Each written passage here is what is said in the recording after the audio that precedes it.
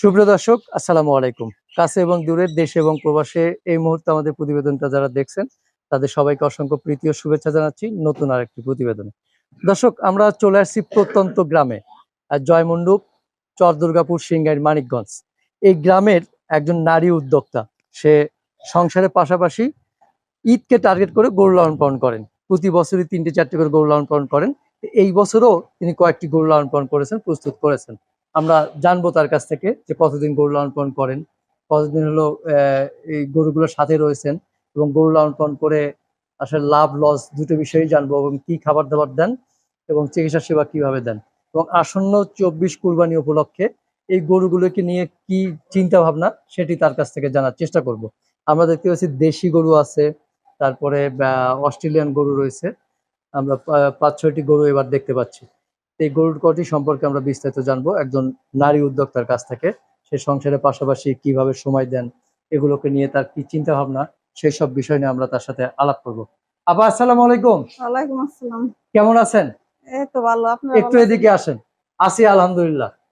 এই যে আমরা দেখছি একদম গ্রামের মধ্যে খুব ছোট্ট পরিসরে গরু লালন পালন করেন, খুব চমৎকার কয়েকটি গরু লালন পালন করেছেন। তো কতদিন হলো গরু লালন পালন করেন? প্রায় 7 বছর ধরে আমি গরু লালন পালন করি। 7 বছর, মাশাল্লাহ মাশাল্লাহ। গরু লালন পালন করার আগে কি কারো কাছ থেকে উৎসাহ বা আগ্রহ পাইছেন যে গরু লালন পালন করতে হবে? না, আমি নিজের থেকেই। নিজের থেকেই? নিজের থেকেই। আচ্ছা। সংসারে কেউ পালতো আর? হ্যাঁ, আমার বাবা পালতো আগে। ও আচ্ছা, বাবা পালতো।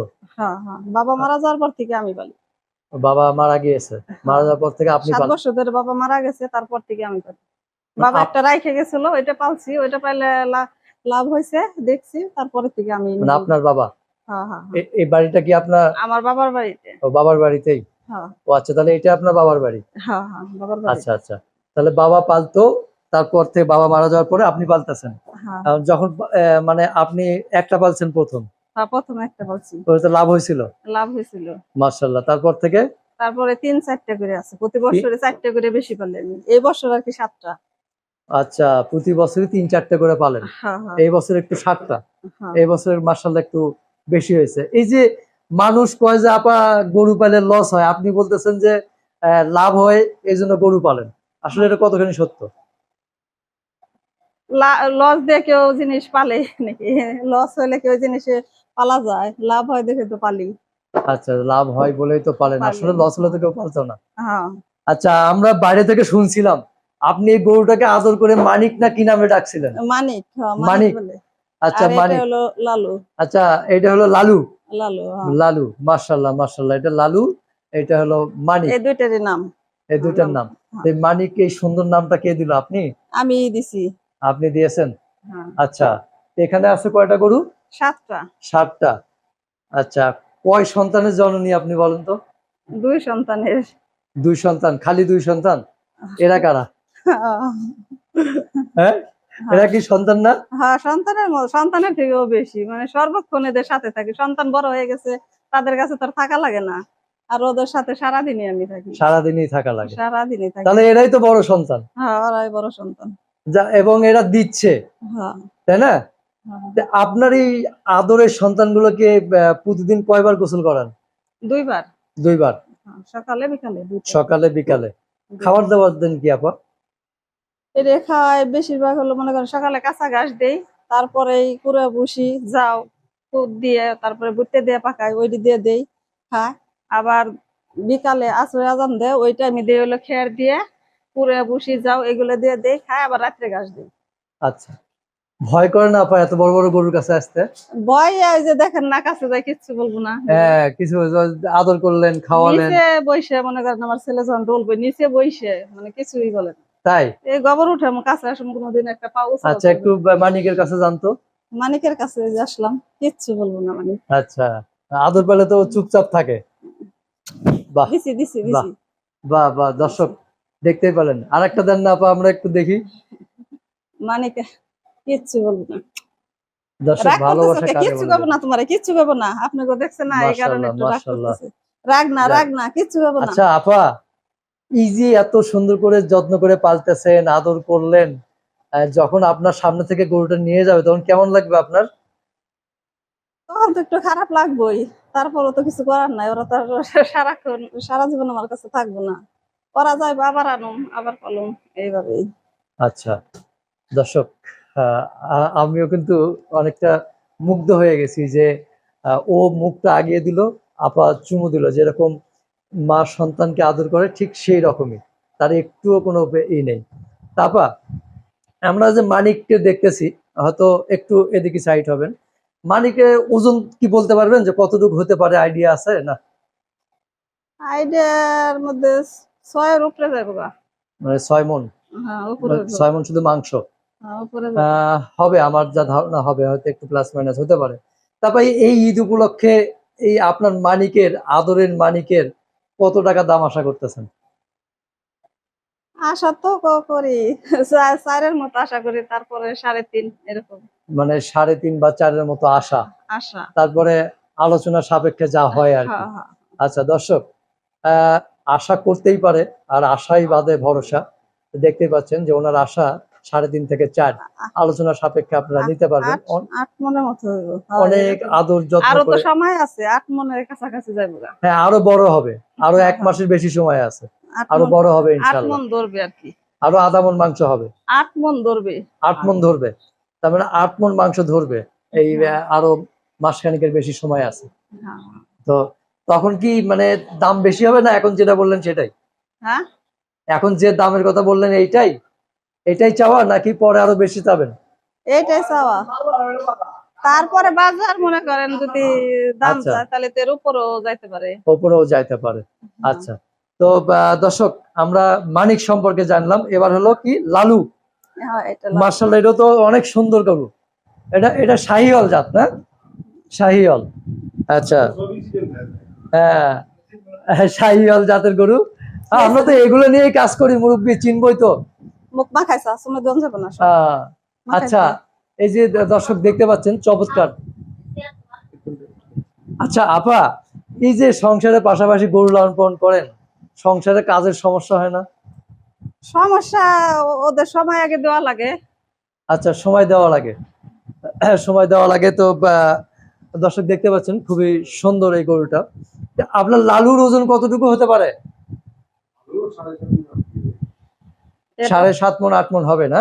হ্যাঁ আচ্ছা, 7.5 মণ 8 মণ হবে দর্শক, একটু প্লাস মাইনাস হতে পারে। দেখতে পাচ্ছেন চমৎকার, অনেক সুন্দর গরু আমরা দেখতে পাচ্ছি। লালুর দাম কেমন আশা করতেছেন? 3-3.5-এর মতো। 3-3.5-এর মতো, 3-3.5-এর মতো চাওয়া দর্শক। এটা শাহিওয়াল জাতের খুব চমৎকার গরুটি। দেখতেই পাচ্ছেন, একজন নারী উদ্যোক্তা, সংসারের পাশাপাশি সে সংসার আয়ের জন্য গরু লালন পালন করেন। আচ্ছা, গরুই কি সংসারের একমাত্র চাবিকাঠি? মানে গরুরাই সংসার চলে নাকি? জমি আছে, জমি চাষ করি। জমি চাষ করেন? হ্যাঁ আচ্ছা, আর গরু দিয়ে? হ্যাঁ, তাই তো? গরু আছে, এই যে পেঁপে লাগাইছি, করলা লাগাইছি, শাক বুনছি, এসব আছে। আচ্ছা আচ্ছা শাকসবজি আছে। আচ্ছা।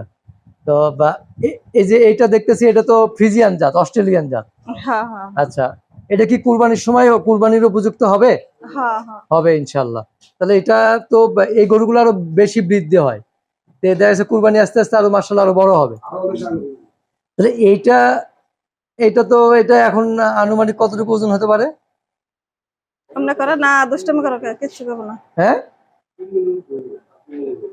3-3.5 মণ হবে। এটা কেমন দাম আশা করতেছেন আপা? 1.5 লাখের মতো। 1.5 লাখের মতো।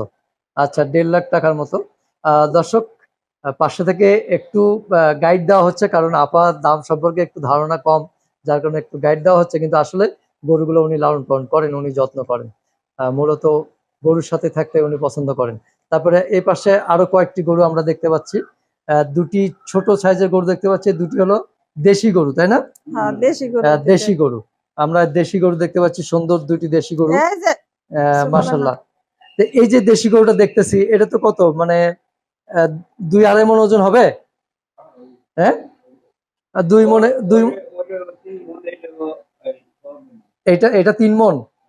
আচ্ছা, 3 মণ। তাহলে এটা কেমন দাম আশা করতেছেন আপা? আচ্ছা, মানে 1,10,20,30 এরকম? হ্যাঁ 1,10,20,000 মতো। 1,10,20,30।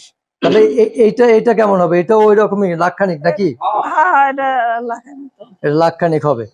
আচ্ছা, তারপরে আমরা আরো দুইটা গরু দেখতেছি, এটা সম্ভবত ঈদে ম্যাচুইট হবে না। কোনটা? এটা এটা এটা হবে? হয়ে গেছে, দেখেন না শিং, দেখেন না কত বড়। ও শিং হলেই হয় না? শিং হলে এই যে এক মুঠ শিং হলে, শিং তো হয়ে গেছে, হ্যাঁ। এক মুঠ শিং হলে একটু এদিকে আসো তুমি। এই যে হ্যাঁ, শিং শিং হয়ে গেছে, হবে ইনশাল্লাহ। ওইটা আরো আচ্ছা। বড় শিং। ওইটা আরো বড় শিং। হ্যাঁ ওই যে আচ্ছা, দেখেন এগুলো কেমন দাম হতে পারে আপা? হ্যাঁ, 1-1.5, মানে 1 থেকে 1.5 লাখ। হ্যাঁ, এক দেড়ের মতোই, এক দেড় আর কি টার্গেট আর কি। কাঁচা মানে তারপরে মনে করেন উপরে গেলি আর নিচে আসলে তো ওরা কোনো কথা নাই। আর এটা হলো ওই যে দেখেন না শিং কত বড়। হ্যাঁ, শিং মাশাআল্লাহ অনেক বড় হয়ে এক গেছে। মুঠ শিং হলে কুরবানি চলে। ওই 1 মুঠ শিং হলে কুরবানি হয়ে যায়। ওইটা কুরবানি আচ্ছা, চলে। তার মানে এগুলো 1 থেকে 1-এর মধ্যে আর কি। হ্যাঁ হ্যাঁ এগুলা 1 লাখের মধ্যে, একের একটু উপরে। একটু বেশি হতে পারে না? হ্যাঁ আচ্ছা আপা, একটু এদিকে আসেন। তারপর আপনার গ্রামে কিভাবে আসবে বলেন তো? গ্রামের নাম কই থেকে কিভাবে? জয়মন্ডুর থেকে কিভাবে আসবে? জয়মন্ডপ থেকে দুর্গাপুর বললে আসতে পারবে।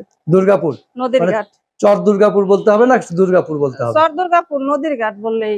নদীর ঘাট। নদীর ঘাট। এসে কি বলবে? হ্যাঁ? এসে কার নাম বলবে যে আমার নাম সালমা। সালমা? এই ফার্মের নাম হলো Salma dairy farm. Salma dairy farm. আচ্ছা, মানে সালমা নাম বললে চিনবে সবাই? হ্যাঁ লাইসেন্স করাই। তো লাইসেন্স করা? হ্যাঁ মাশাআল্লাহ মাশাআল্লাহ, যাক ভালো লাগলো। ফোন নাম্বার মনে আছে আপা? আছে। একটু বলেন যে নাম্বারে মানুষ ফোন দিয়ে কথা বলতে পারবে। 0182 355 0378। আরেকবার আসতে বলেন। 0182 355 0378। আচ্ছা, তো ঠিক আছে আপা, ভালো থাকবেন। আমাদের দোয়া রইলো যে আপনার আশা যেন পূর্ণ হয়। এটা দোয়া করেন। জি, আলহামদুলিল্লাহ। আসসালামু আলাইকুম। ওয়ালাইকুম আসসালাম।